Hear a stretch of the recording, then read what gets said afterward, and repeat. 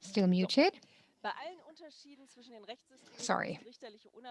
For all the differences between legal systems, judicial independence is the basis of the separation of powers and cooperation within Europe. Judicial independence is not a privilege of judges, but a prerequisite for courts to be able to perform the social task of settling disputes. After all, why should the disputing parties go to court if they already know how the judges will decide the case? Establishing judicial independence is much more difficult for a legal system than establishing a court, because at the core of judicial independence is ultimately an inner attitude. It is the attitude you see in this picture, where Polish judges are holding out the Constitution of the Republic of Poland to the Minister of Justice. But you cannot see this inner attitude on someone's face before things get tough. And it is certainly a good thing that female judges don't have to be such heroines, fighting for the rule of law everywhere. To quote Bertolt Brecht, it is not the country that has no heroes that is unhappy, but the country that needs heroes that is unhappy. Standards of judicial independence therefore create at best frameworks within which judicial independence can flourish without heroism. Because it is precisely the attitude of an individual judge that can be difficult to determine, it is essential to avoid not only the exertion of pressure, but by other powers on the judiciary, but also the mere appearance of such influence. Pioneering Swiss scholars such as Regina Kiener have already pointed this out. The European institutions want to create standards for such frameworks in which a good appearance can exist.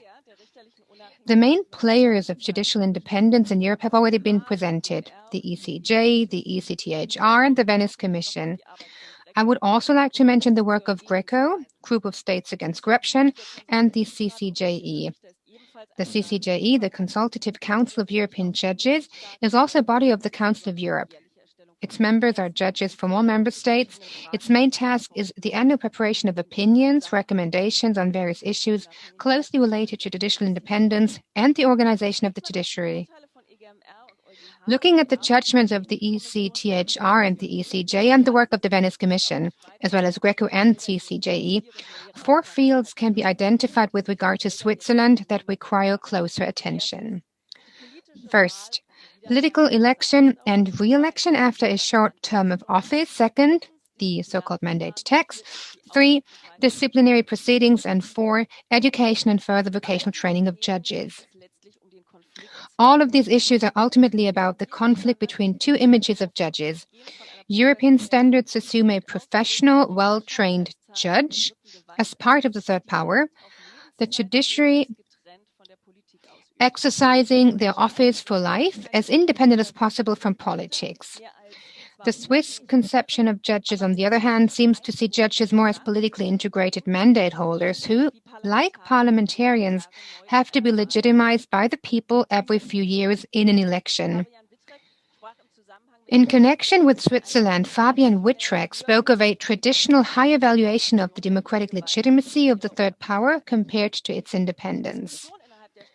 However, the discussion within Switzerland in recent decades shows a tendency towards more professionalization and emancipation of the third power from politics. This tension between tradition and emancipation is reflected in the questions to be discussed here. Firstly, political election and re-election. The appointment of judges is a central theme of all the European institutions which we have already mentioned, including the Council of Ministers of the Council of Europe. All decisions concerning the appointment or promotion of judges should be based on objective criteria determined in advance, looking at the performance, qualifications, and skills required to apply the law with respect for human dignity. According to the Council of Ministers, the institution that makes the selection should be politically independent of the legislative and executive branches. The Venice Commission also emphasizes in the 2016 Rule of Law Checklist, we talked about it before, it emphasizes that the selection of judges should not be based on personal or political criteria, and that any system of selecting judges should be consistently reviewed to see if this is the case. Appointment by a parliament is viewed critically by both the Venice Commission and the CCJE. Both institutions fear that political points of view and instead of performance and abilities of the candidates will be the deciding factor. It is recommended that decisions be made by an independent institution, for instance, a council of judges, at least half of which should consist of judges elected by their peers. However, such judicial councils as they exist in many countries cannot and should not be viewed uncritically. The Venice Commission and the CCGA also point out that politicization and nepotism must be prevented in such institutions. In Switzerland, politics and the judiciary are closely linked when it comes to the selection process of judges. They are legitimized by an election by parliament and the people for a kind of legislative period. They are not civil servants elected for life. The tension with European standards is clear. In the fourth round evaluation in 2016, Greco recommended that Switzerland place greater emphasis on quality and objectivity in the recruitment of female judges. The most competent judges should be selected, and not those with the best networking skills.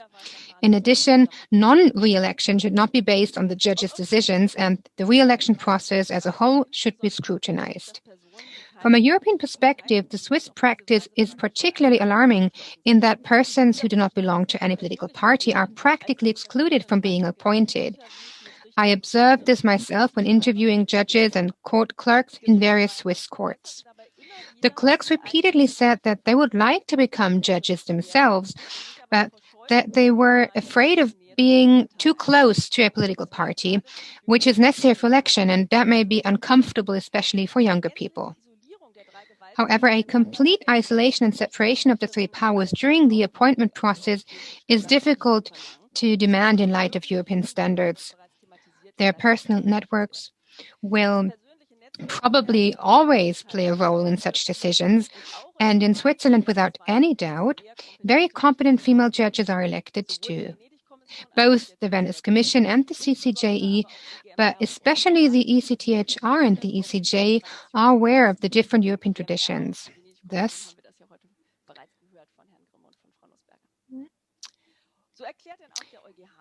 the ECJ also declares the mere fact that the legislative or executive branches intervene in the process of appointing a judge does not create a dependency of that judge towards those branches. Neither does it raise doubts about their impartiality if the person concerned is not subject to any pressure after their appointment and is not subject to any instructions in the exercise of their office.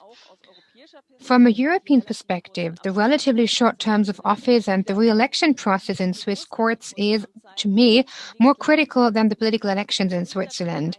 I am aware that the short terms of office, which resemble legislative periods, are consistent with the judge's image of office holders who must always be democratically legitimized anew. But the tension with European standards is particularly strong. Re-elections are viewed critically by the Venice Commission and CCGE because they can make judges dependent on the institution responsible for re-election. Re-election highlights how important it is for the institutions electing the judges to be completely independent. The Venice Commission strongly recommends that judges should normally be appointed until retirement age. For constitutional courts, shorter terms of office could also be considered, but better without the option of re-election. The ECJ mentions tenure as an important factor of judicial independence, although legislation does not yet go into detail in this respect. As I understand it, re-election by Parliament, especially after a rather short term of 6 years, may well give the impression that judges are politically dependent. Saying that judges have always been re-elected does not help to refute this objection, apart from an operational accident, so to speak, when Federal Judge Schubart was to be given a lesson and too many parliamentarians removed him from the list.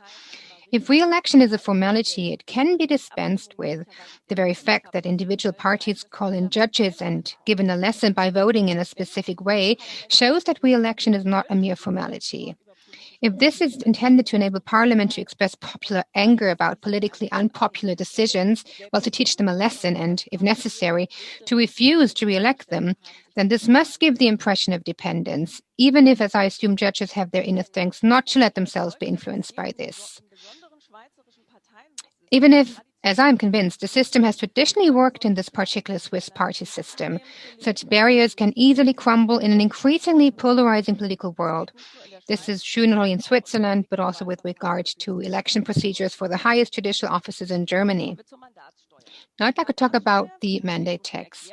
The mandate text, it was just explained, is a special feature that regularly causes incomprehension among my students when comparing this to other systems. Greco apparently felt similarly.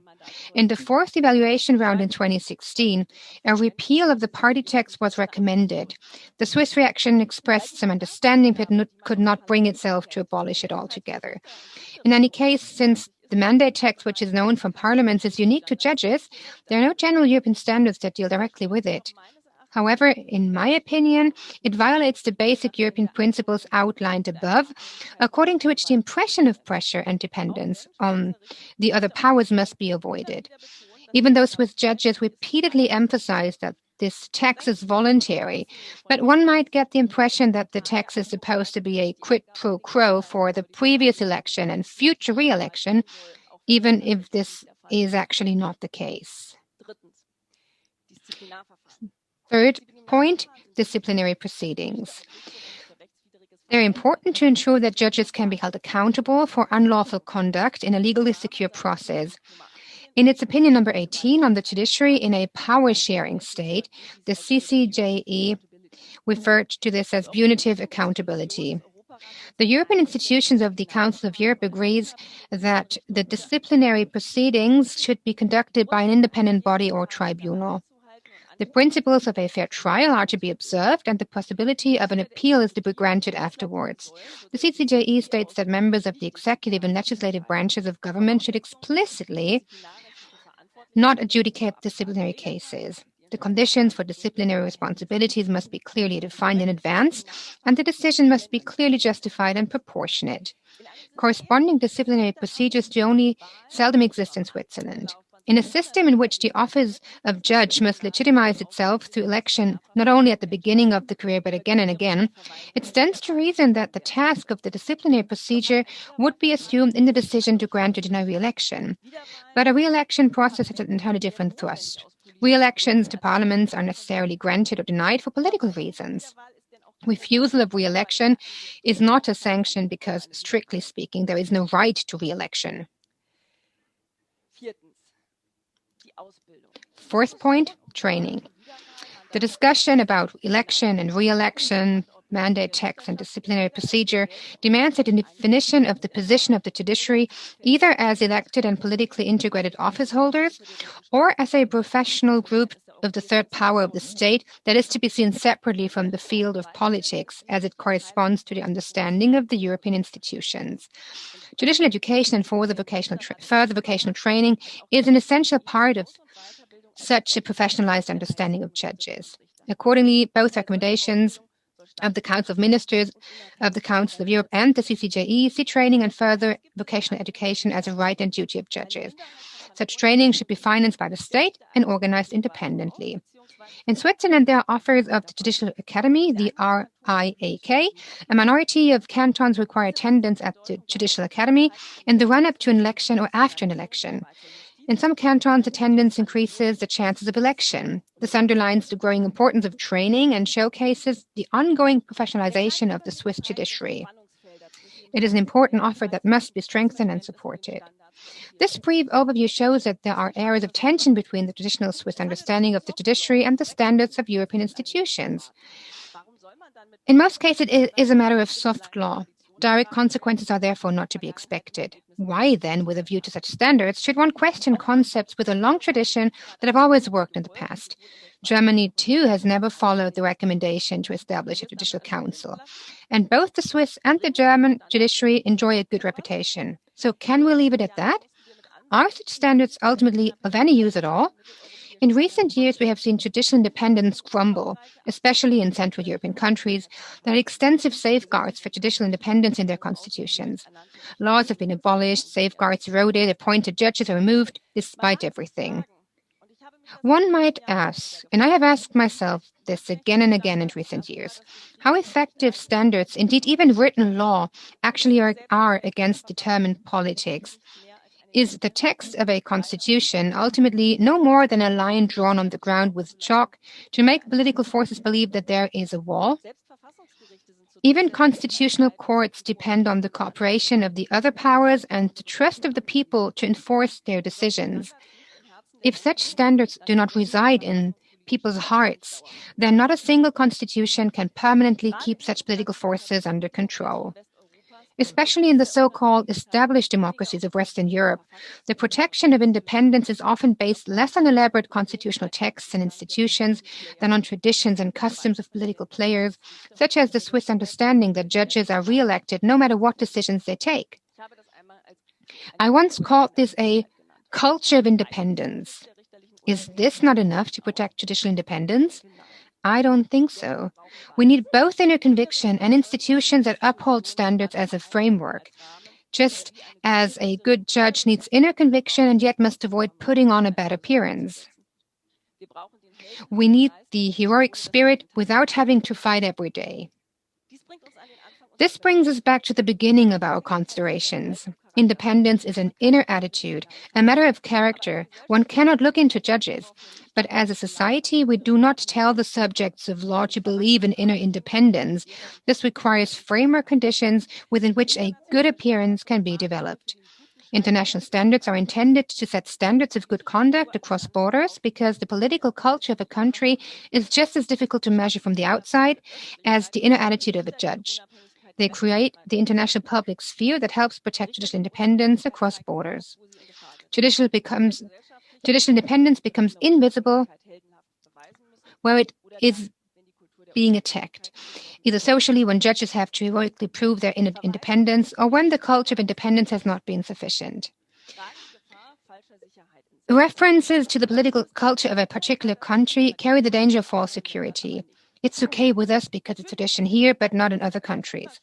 Of course, it is different whether something has always been that way, let's say in Switzerland or Germany, or whether it is being changed to make the judiciary compliant. But the barriers of political and cultural customs can also change. Unfortunately, so can ours. And in an ever more polarizing world, they can change faster than you think. Thank you for listening.